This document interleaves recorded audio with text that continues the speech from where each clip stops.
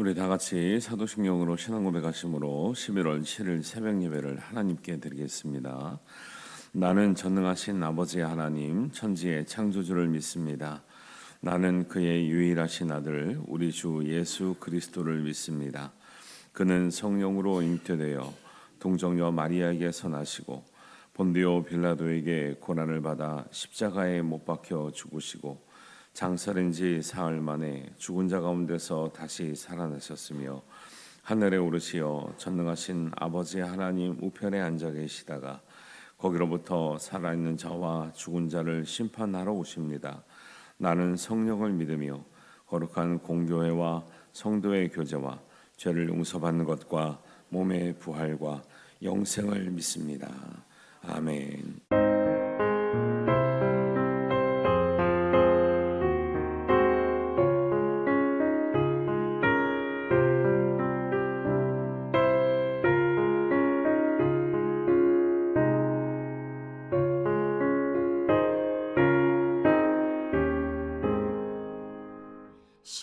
십자가를 질 수 있나 주가 물어보시되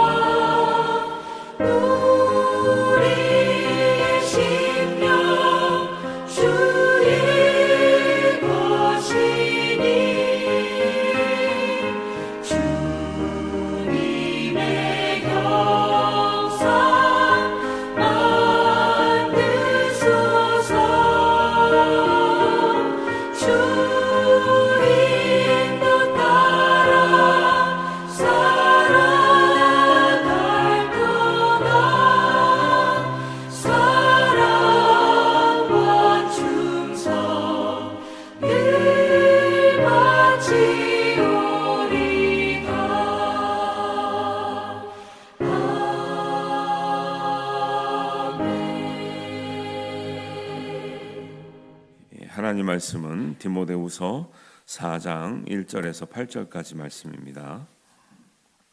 우리 한 목소리로 봉독합니다. 하나님 앞과 살아있는 자와 죽은 자를 심판하실 그리스도 예수 앞에서 그가 나타나실 것과 그의 나라를 두고 엄히 명하노니 너는 말씀을 전파하라. 때를 얻든지 못 얻든지 항상 힘쓰라. 범사에 오래 참음과 가르침으로 경책하며 경계하며 권하라. 때가 이르리니 사람이 바른 교훈을 받지 아니하며 귀가 가려워서 자기의 사육을 따를 스승을 많이 두고 또 그 귀를 진리에서 돌이켜 허탄한 이야기를 따르리라. 그러나 너는 모든 일에 신중하여 고난을 받으며 전도자의 일을 하며 내 직무를 다하라. 전자와 같이 내가 벌써 부어지고 나의 떠날 시각이 가까웠도다.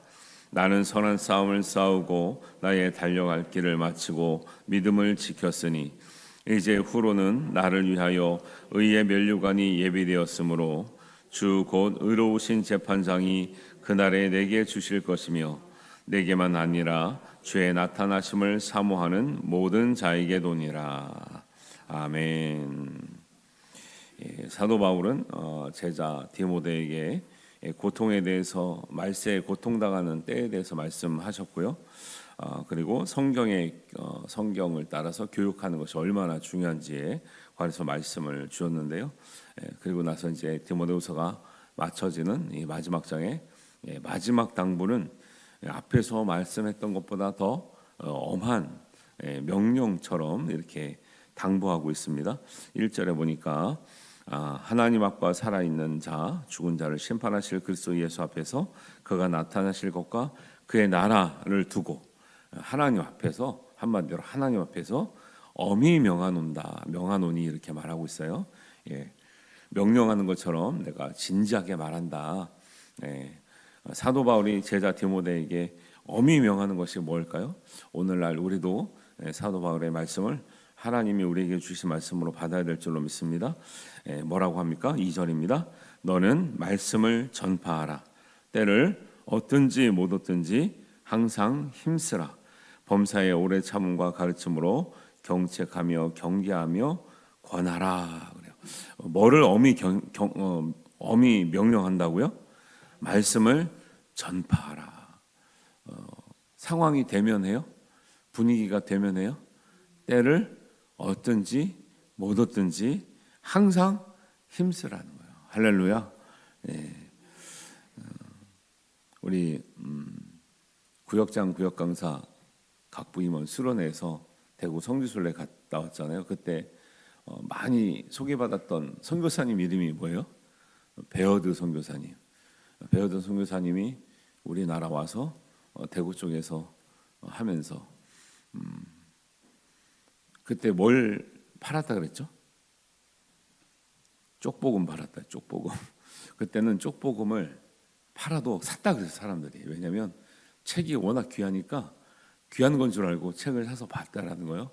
읽는 사람들이 직접 선교사님들이 말도 잘 못하고 직접 전하는 것보다도 쪽복음을 보고 사람들이 많이 감화 감동을 받았다 그런 얘기를 많이 들었거든요.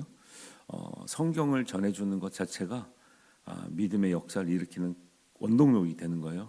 그래서 오늘날도 우리 한국에서도 대한 성서공회에서 해외로 성경 보내기 운동을 목숨을 걸고 하고 있어요. 그런 일에 한국 교회들이 많이 참여하고 있거든요. 한국 선교 초기 선교사님 중에 최초의 순교자가 있는데 토마스 선교사라 그래요.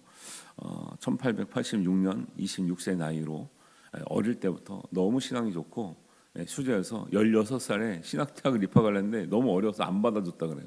그 정도로 헌신과 신학심이 두터운 그 선교사님이 될 만한 이제 분이었는데 이제 그렇게 준비하고 있다가 26살 때 그 더 일찍은 중국을 거쳤다가 이제 한국으로 왔는데 한국에 올 나이가 26살이에요.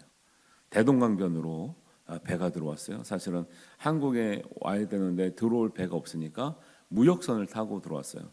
제너럴 셔먼호라고 무역선을 타고 왔는데 대동강변 쪽으로 온 거예요. 근데 대동강변 쪽 오니까 우리나라에서는 외국 하고 무역을 그때는 못하게 할 때라 못한다고 나가라고 막 엄포를 놓고 하니까 이 싸움이 붙은 거예요. 그래서 무역선이고 이제 그 해외에서 온 거니까 거기는 선교사 배가 아니기 때문에 거기도 이제 무기와 또 이런 뭐 대포 같은 거니까 멀리서 한 방 두 방 쏘다 보니까 이제 뭐 사실 배가 이기겠어요. 우리 땅에 있는 사람이 이기죠. 땅에 있는 사람이 이기죠. 그래서 물도 빠지고 하니까 배가 옴짝달싹할 수 없이 그냥 갇혀버린 거예요. 그래서 가까이 가서 배에다가 이제 불을 지르고 하면서 이제 배가 불타게 되니까 이제 거기 있던 이제 토마스 선교사가 죽게 생겼잖아요. 그래서 선택한 것이 자기가 가져온 책들. 책은 옛날에 뭐 글씨 크게 쓰니까요. 왜 서당 책처럼 이만했잖아요. 한 보따리를 들고 강물로 뛰어들어요. 강물 뛰어들었지만 뭐 금방 잡히죠.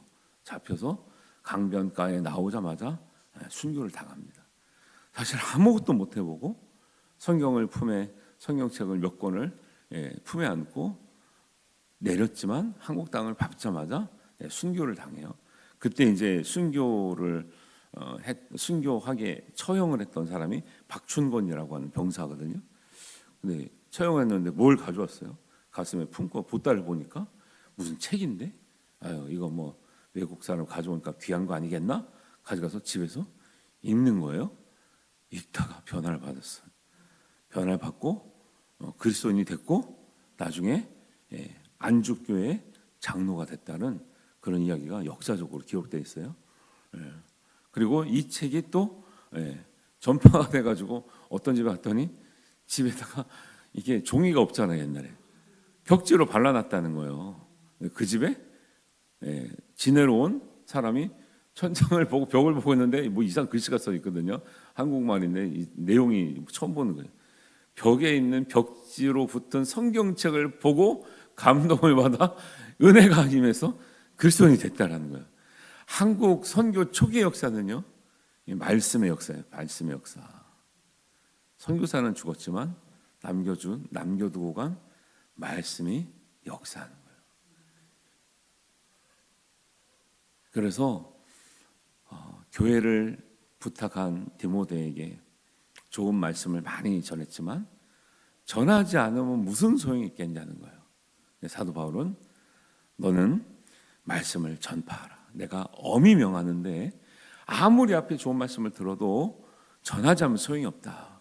너는 때를 얻든지 못 얻든지 이 말씀을 전파하라. 항상 전파하기를 힘써달라고 명령처럼 말씀을 남기고 가는 거죠. 이 상황은 바울이 로마 감옥에 갇혀서 이제 순교당할 날이 얼마 남지 않았을 때예요. 그래서 이제 6절에 보면 전제와 같이 내가 벌써 보지고 나의 떠날 시각이 가까웠도다 말하는 게 자기가 죽을 날이 얼마 안 남았기 때문에 마지막 정말 유언과 같은 말씀을 하는데 뭐라라는 거예요? 말씀을 전파하라. 때를 얻든지 못 얻든지 항상 힘쓰라. 때로는 오래 참으면서 전파하고 가르치면서 전파하고 때로는 교훈을 주면서 전파하고 때로는 격려하면서 전파하라. 어떻게든지 이 말씀이 들어가도록 말씀을 알도록 말씀을 읽어보도록 말씀을 들어보도록 전파하라. 할렐루야. 여러분 우리도 이 말씀을 바울이 우리에게 주시는 엄한 명령처럼 우리가 받아들고 우리가 순종해야 될 줄로 믿습니다. 안 믿다가 믿으신 분들은 알잖아요. 복음이 우리에게 어떻게 들어왔는가, 내가 어떻게 먼저 형제 중에 믿게 됐는가, 집안에서 내가 어떻게 먼저 믿어서 이렇게 은혜를 받았는가. 그래서 아무리 좋은 것이 있어도 로마서 10장 14절에 이런 말씀이 있죠. 그런즉 그들이 믿지 아니하는 일을 어찌 부르리요, 듣지도 못한 일을 어찌 믿으리요, 전파하는 자가 없이 어찌 들으리요. 아무리 좋은 말씀이 있어도 전하는 사람이 없으면 어떻게 듣고 믿겠냐는 거예요. 여러분 우리는 자꾸 이렇게 생각을 해요. 우리 전하면 결과 저 사람 전해도 안 믿네, 전해도 소용없네, 이렇게 생각하지. 아니에요. 전하는 데까지가 우리의 사명이고요. 전하고 나면 역사하시는 거는 하나님이 역사하시는 줄 믿습니다. 그러니까 제가 가끔 간증하자면 저도 전도지 받아들고 스스로 교회 갔다니까요. 전도지 받아들고 누가 교회 갑니까? 옛날이나 지금이나. 전도지는 그냥 특히 애들은 다 버리는 거예요. 그런데 하나님 감동이 돼가지고 전도지 1년 내내 받았던 전도지 1년 후에 감동이 오더라니까요. 1년 후에. 저한테 전도지를 준 분은 누군지도 몰라요. 그리고 그분도 그렇지 아마 교학교 선생님일 것 같은데, 교학교 선생님이 이 자기가 전한 전도지를 통해서 자기네 교회든 어느 교회든 그 교회 갔죠. 자기네 교회로 오는 애가 있으리라고는 생각 안 했을걸요. 근데 누가 알려주지 않았잖아요. 근데 감동이 돼서 나가는 영혼이 있다라는 거예요. 여러분, 전하는 것까지가 우리의 사명인 줄 믿습니다. 근데 요즘에 전하질 않잖아요. 누구만 전해요? 이단들만 득세해가지고 이단들만 전해. 이단들만. 그러니까 이단들은 많아지는 거예요. 왜? 전하니까. 우리는 안 돼. 뿌려도 안 돼. 전해도 안 돼. 요즘에 누가 그렇게 모르는 사람 전하면 누가 와? 그러니까 안 되는 거죠. 복음을 전하면 하나님 역사하신 줄 믿습니다. 그게 우리가 자꾸 결과를 생각하면 안 돼요. 그래서 우리는 결과주의가 아니잖아요. 기독교나 이 신앙은. 그래서 때를 어떤지 못 어떤지 항상 복음 전파에 힘쓰는 것이 하나님의 일에 동참하는 것인 줄 믿으시기 바랍니다. 어저께 반딧불학교 소풍 갔다 왔어요. 거기 같이 간 장로님이 재밌는 말씀을 해주시는데, 스님이 됐다가 기독교인이 된 분이 간증하더래요. 왜 그렇게 됐냐? 시주를 하다 다녔는데, 시주를 하면 쌀 박으면 이제 뒤에 보따리에 넣잖아요. 보따리 이름이 따로 있는지 모르겠는데 거기에 어떤 분이 시주를 해주면서 성경책을 넣어줬다는 거예요. 그러니까 이상하죠. 시주하는 사람들은 이제 불자만 시주를 해줘야 되는데, 그분이 성경책을 넣어줬다는 건 기독교인인데 시주를 해줬다는 거예요. 근데 진짜 시주할 마음이 있는 게 아니라 안타까우니까 시주하면서 혹시라도 모를까 성경책을 넣어줬다는 거예요. 그러면 그 보통 사람 같으면은 집 돌아가면 절에 돌아가면 버릴 거 아니에요. 이게 또 뭐 이렇게 참 뭐가 이게 나한테 어울리지도 않는 거 누가 나한테 이렇게 해코지를 하나 싶어서 버릴 수 있는데, 뭔가 해서 봤다라는 거요. 보다 보니까 불경에서 볼 수 없는 진리의 말씀을 발견했다는 거예요. 그러고 나서 깨닫고 기독교인이 됐다는 거예요. 할렐루야. 그 말씀을 해주면 너무 재밌기도 하고 감동된. 원래 말씀이 역사하는 힘이 있는 거예요. 할렐루야. 그래서 정말 말씀을 진지하게 읽는데 아무런 감동이 없다, 은혜를 못 받는다, 그거 읽는 사람이 문제가 있어요. 오늘 찬송도 의미가 있어요. 저한테 십자가를 질 수 있나, 이 찬송을 제가 중고등부 수련회 가서 이 찬양을 그 전사님이 젊지 않은 전사님인데 이 찬양을 수련회 가서 주제곡을 삼아서 기도를 하는데, 보통 복음성가를 불러야 재밌잖아요, 학생들은. 근데 이 찬양을 주제곡으로 해서 이 찬양을 막 얼마나 많이 부르게 한지 모르겠어요. 처음에 지루하게 이 찬양을 찬송가를 이렇게 많이 불러. 그리고 한 10번 부르고 그 다음부터는 후렴구만 한 10번을 더 부르게 한대요. 한 15번 부를 때까지 은혜가 안 되더라고. 근데 17번, 18번, 19번 부르는데, 주님의 심령 우리의 것이니 주님의 형상 만드소서, 주인도 따라 살아갈 동안 사랑과 충성을 바쳐. 이게 감동이 돼가지고 막 갑자기 확 오는 거예요. 그때부터 이제 통곡을 하면 이제 또 기도하고 은혜 받는 거예요. 하나님, 이게 말씀이잖아요. 말씀이 찬송으로 됐든 우리가 기도를 하든 말씀을 붙들고 기도하라는 이유가 그런 이유거든요. 말씀을 묵상하든 설교를 했든 하나님이 강력하게 역사하는 그때가 되면 우리에게 역사하시고, 우리가 간단한 말씀을 전했지만, 쪽복음을 지금도 전했지만, 주보를 전했지만, 전도지를 전했지만, 하나님 역사하시면 그것이 대단해서가 아니라 하나님 주시는 감동으로 역사할 줄로 믿습니다. 다 우리도 그렇게 은혜를 받았지 뭘 대단한 설교를 들어가지고 은혜 받은 게 아니잖아요. 저한테 보던 한국에 대단한 목사님 오셔가지고 저한테 말씀을 전해줬습니까? 그냥 전도지 한 장 사탕 1년 동안 받아먹다가 이빨 하나는 썩었지만 은혜를 받아가지고 구원을 받은 거예요. 그런 거예요. 사람들이요, 이 복음을 듣지 않으면 그냥 그렇게 살아갈 것 같잖아요. 네, 그렇지 않아요. 복음을 듣지 못한 사람들은 세상의 허탄한 이야기를 듣고 살아가는 거예요. 그런 이야기 듣다가 미혹되다가 믿다가 따라가다가 망하는 거예요. 불쌍한 영혼이 되기 전에 복음을 전해야 될 줄로 믿습니다.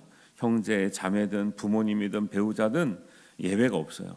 이런 말씀을 똑같이 하고 있어요. 3절에서 5절까지. 때가 이르리니 사람이 바른 교훈을 받지 아니하며 귀가 가려워져서 자기의 사욕을 따를 스승을 많이 두고 자기에게 좋은 말하는 스승들은 많이 두고 돈도 내고 따라다니면서 허탄한 이야기를 듣기를 원하는 때가 있다는 거예요. 때가 온다라는 거예요. 그게 말세에 고통하는 때예요. 4절, 또 그 귀를 진리에서 돌이켜 허탄한 이야기를 따르리라. 그러나 너는 모든 일에 신중하여 고난을 받으며 전도자의 일을 하며 내 직무를 다하라. 비록 복음을 전하다 보면 무시도 당했고 핀잔도 듣겠고 쫓겨나기도 하겠지만 전도자의 일을 다하라. 그래요. 사도 바울이 자기도 그렇게 핍박해 봤잖아요. 사도 바울이 사실을 믿기 전에 얼마나 핍박한 사람이냐면 자기가 간증을 하는 거예요. 사도행전 9장 1, 2절에 보면 사울이 주의 제자들에 대해요. 주의 제자들이 복음을 너무 열심히 전하요. 얼마나 미워했는지 여전히 위협과 살기가 등등해요.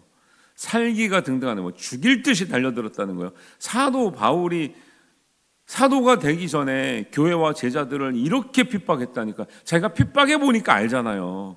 안 믿었을 때에 어떤지. 그래서 대제사장에 가서